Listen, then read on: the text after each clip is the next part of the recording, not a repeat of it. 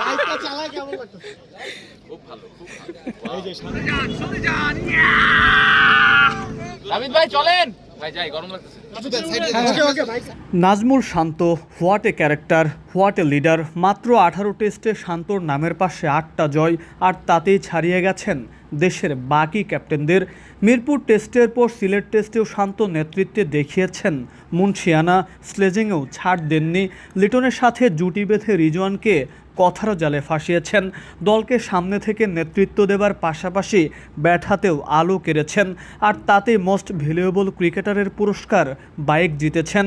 সেই বাইকই যেন সিলেটে সবার আগ্রহের কেন্দ্রবিন্দুতে। বাইক নিয়ে শান্তর সংবাদ সম্মেলনে যেতে চাওয়া কিংবা আনন্দে আত্মহারা হয়ে মাঠেই মজার বাইক রাইড দেওয়া। অস্ট্রেলিয়ান ব্র্যান্ডের এই বাইকের দাম প্রায় 2.5 লাখ টাকা। একবার চার্জ দিলে চালানো যাবে 110 কিলোমিটার। এমন বাইক জিতে শান্ত যেন মহা খুশি।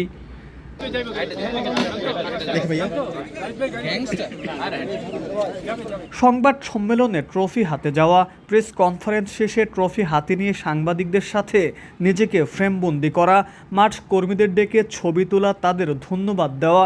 শান্ত সব কিছু এক হাতেই সামলালেন দারুণভাবে। যেভাবে দলকে সামলান, পাকিস্তানের বিপক্ষে টানা 4 ম্যাচে 4টা জয় উপহার দেন। এমন ক্যাপ্টেনই তো দরকার দেশের ক্রিকেটে।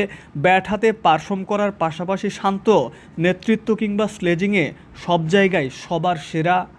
Mukaddes Hossain, daily cricket.